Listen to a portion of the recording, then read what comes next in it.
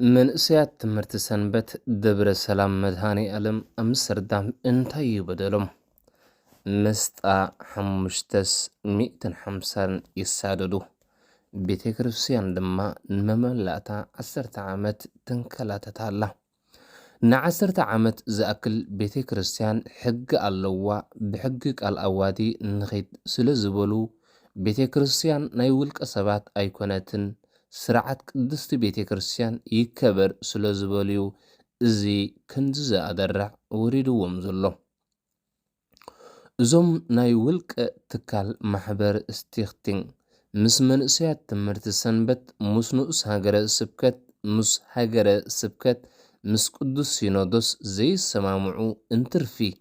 اتنعوم الشيلو زز مسكيناي هزبي زفلت أسيبلو سلمنتاي زبل حتو انت حاتيتو كا كم تمرت سنبت كي سقوك فريحو سأبس أباي حتت بزعبا كيدت نايبيتي كريستيان أي حتت زبلو ويزخيد بسم بيتي كريستيان زشقوطو شقاطو غنزب مؤمنان نلعلي 10 عامت صبصاب يله قله يله حزمو سق إلوم اللو مس منغستاو تكالاتن مس ولقاويان ጳጳሳትን ኮይኖም ከም ዝጣዓሞም ዝኸዱ ንሳቶም ድማ እዞም ዝስዕብዮም መልአከ ሰላም ቀሲስ ክብሮም ኪዳነ አባ ወንበር ነበር። አቶ ታረቀ ትካቦ ጸሐፊ ነበር። አቶ ዕቁባይ ተድላ ፋይናንስ ነበር። አቶ አብርሃም ገብረ ሚካኤል ርክባት ነበር። አቶ ባህረ ሽመንዲ ወኪል ትምህርት ሰንበት ነበር። በቲ ዝሽቁጥሉ ናይ ውልቂ ማሕበር ስቲኽቲንግ ተጠቂሞም ኣብ መወዳእታ 2018 ኣስታት 150 መንእሰያት ትምህርቲ ሰንበት ካብቲ ቤተ ክርስቲያንና ን6 ዓመት ብሕሱም ጭካነ ዝተመልአ ካብቲ ቤተ ክርስቲያን ብቀይሕ ቢሮ ካብ ኣባልነት ደምሲሶም ሰጊጎም ነው። እዋይ ጭካነ ነቶም ኣብቲ ግዜ እቲ ጠርነፍቲ ትምህርቲ ሰንበት ኮሚቴ ዝነበሩ ብፍላይ ንኣባ ወንበር ትምህርቲ ሰንበት ዝነበረ ድማ ክሳዕ ኣብ ገዝኦም ደብዳቤ እናሰደዱ ቀሲንኩም ማይትደቁሱ ዝብል ናይ ምፍርራሕ መልእኽቲ ይሰድሎም ነይሮም እዮም። ንሶም ግን ንሕና ዕላማና ከም ቅዱሳን ኣቦታትና ወንጌል ክርስቶስ ብግቡእ ምስፍሕፋሕን ቤተ ክርስቲያን ብግቡእ ክትምሕደርን መንእሰያት ከዓ ብመንፈሳዊ ህይወት ተመልሚሎም ከዓብዩን እዩ ብምባል ዝኸፈልዎ መስዋእቲ መቸም ኩሎም ዝሓለፉ ኣመሓደርቲ ንኡስ ሃገረ ስብከትን ኩለን ኣብዚ ዓውዱ ዘለዋ ኣብያተ ትምህርቲ ሰንበታትን ዝምስክርኦ ሓቂ እዩ።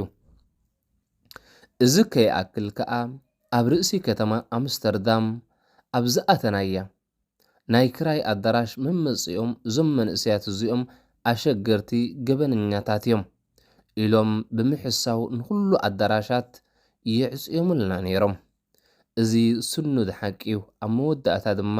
ሓንቲ ሆላንዳዊት ሰበይቲ ነቲ ፀገምና ምስ ይዕለልናያ ኣዝያ ሰንቢዳ ጉህያን ብርኽቲ ሰበይቲ ረኺብና ኣብ ኣዳራሻ ብናፃ ብዘይ ክፍሊት ንልዕሊ 6 ዓመት ሂባትና እግዚኣብሔር ዓስቢ ልግሳ ይሃባ። ነዚ ኣዳራሽ እዚ እውን ከዕፅውዎ ፈቲኖም እንተኾነ ግን እዛ ሰበይቲ ኩሉ ኩነታት ስለ ዝተረዳእቶ ኣይተቐበለቶምን። ድሕሪ 4 ዓመት ድማ ነታ ዝተባረርናላ ቤተ ክርስቲያን ተስፋ ምስኣናላ ናብ ቤት ጽሕፈት ንኡስ ሃገር ሆላንዲ ናብ ቤት ጽሕፈት ንኡስ ሃገር ሆላንድ ብምጥራዕ ወይ ናብታ ዝተሰጎግናላ ቤተ ክርስቲያን ምለሱና ወይ ገለ ግበሩና ብምባል ጠሪዕና። እዚ ኩሉ ዓመታት ትምህርቲ ሰንበት ኣብ ትሕቲ ንኡስ ሃገረ ስብከት ኢና ነርና። ድሕሪኡ ድማ እግዚኣብሔር ረዲእና ታቦት ተዋሂብና ኣብዚ ሰዓት ካብ 150 ትምህርቲ ሰንበት 15 ሰባት ተሪፍና። ምሳና ዝመፁ ህፃናት ካብ 10 ክሳብ 15 ዝበፅሑ ጥራይ እዮም ነይሮምና። ኣብዚ ሕጂ ሰዓት መንእሰያት ኮይኖም ኣዝዮም ንፉዓት ፍቕሪ እግዚኣብሔርን ፍቕሪ ቤተ ክርስቲያንን ዘለዎም ነዚኦም ሒዝና ኣስታት 7 ኣባላት ምስ ኣንስቶምን ደቆምን ምስ 2 ካህናት እቶም ሓደ ካህን ካብቲ ቤተ ክርስቲያን ብግፍዒ ዝወፁ እቶም ሓደ ኣቦ ድማ ሓድሽ መፂኦምና ነዚኦም ሒዝና ድማ ኣሃዱ ኢልና ቤተ ክርስቲያን ጀሚርና በዚ ዘይተሓጎሱ ናይ ውልቀ ማህበር ስቲኽቲንግ ድማ ብፖሊስ መፂኦምና ከዕፅውዋ ኢሎም ፈቲኖም እዚ እውን ኣይሰለጦምን እንደገና ነቲ ዘካረየና በዓል ቤተ ክርስቲያን ክልኣዮም ኣብዚ ኣይተካርዮም ኢሎም ሓቢሮሞ እንተኾነ ንሱ ድማ ግቡእ ምላሽ ሂብዎም ንሕና ድማ ከምቲ ኣብ ወሓዚ ማይ ዝተተኽለት ኦም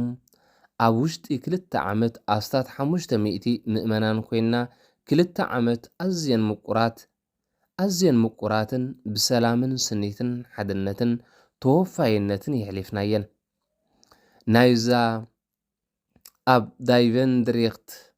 ዝነበረት ቤተ ክርስቲያን ኣገልግሎት ኣዝዩ ጽፉፍ ብዙሕ ድኻም ዝሓለፎን ኩሉ ሰብ ብማዕረ ዝግልገለላ ኩነት ዝኾነ ሰብ ካብ መዓልቲ ናብ መዓልቲ ካብ ወርሒ ናብ ወርሒ ካብ ዓመት ናብ ዓመት እናፈተዎ መፅዩ ነዚ ኣካይዳ ዝረኣዩ ናይ ውልቀ ማሕበር ስቲኽቲንግ እናረበሾም መፅዩ ካብኣቶም ናብቶም ኣባላት ድማ ናብታ ብንኡስ ሃገረ ስብከት እትምራሕ ቤተ ክርስቲያን ክውሕዙ ምስ ኣስተዋዓሉ ሓደ ሜላ ተጠቂሞም ንሱ ድማ ናብ ቅዱስ ሲኖዶስ ጠሪዖም ንሕና ዕርቀ ሰላም ደሊና ኣለና ኢሎም ምስ ጠርዑ ብማእከልነት ብፁእ ወቅዱስ ኣቡነ ባስልዮስ ዕርቂ ተገይሩ ሰላም ዝመስል ጽልኢ ተጎልቢቦም እዮም መፅዮምና ዕርቂ ተፈጺሙ ናብቲ ቤተ ክርስቲያን ምስ ተመለስና ኣይሶሙን ኣይሳለስቲ ክበኣሱና ጀሚሮም ካብ ወርሒ ኣስታት 6 ወርሒ ጌርና ውፅልና እናበሉ በቲ ዘይ እዱብ ቃላቶም ዓበይቲ ኣይብሉ ካህናት ኣይብሉ መንእሰያት ከምኡውን ህፃናት ኣይብሉ ከጉባዕብዑ ጸኒሖም እዚ ትማሊ ሰንበት ዘጋጠመ ዕግርግር ውፅኢት ናይ 6 ወርሒ መንእሰያት ትምህርቲ ሰንበት ንግደት ደብረ ሲና ኮይዶም ኣባላት ትምህርቲ ሰንበት ብጀካ 2 ሰባት ኣባላትና ኣብ ዘይነበሩሉ ድማ እዞም ንጹሃት መንእሰያት ኣቦ ወንበርን ትምህርቲ ሰንበት ምስ ካልኣዩ ከሎ ኣደራዕ ወዲቖሞም ብዙሕ ግፍዒ ኣብ ልዕሊኦም ወሪዱ ነዚ ድማ ባዕሎም ፈጺሞም ከለዉ ብሰንኪ መንእሰያት ተዋሪድና ብዝብል ድምፂ እቲ ከባቢ ተረብሹ ውዒሉ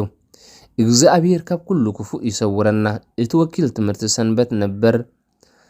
ባህረ ሽመንዲ ንኩሎም እቶም ናይቲ ስቲኽቲንግ ትካላት ነበር ሰበኻ ጉባኤ ተደናገፅቲ ናይቲ ትካል ካብ ገዝኦም ፀዊዕዩ መዲብዎም እቲ ኣብ መሬት ወዲቑ ዝነበረ ድማ ኩሎም ከም ጋርዲ ዝሓስብዎ እዩ ነዚ ወዲ ድማ ህረምዎ ምስ በሎም ብፀርፊ ጀሚሩ ክሃርም መቆሚያ ሒዙ ኢዱ ዕግርግር ድማ ናብ ዘይተደልየ ኣንፈት ከይዱ ነዚ ዝፍጸም ዘሎ ኩነታት ድማ ኩላትና ዓገብ ክንብሎ ይግባእ ምንጪ ካብ ቤተ ክርስቲያን መድኃኔ ዓለም ከራድዮን ስብሃት ለእግዚአብሔር ልዑል ወላዲቱ ድንግል ወለመስቀሉ ክቡር ወሃያል አሜን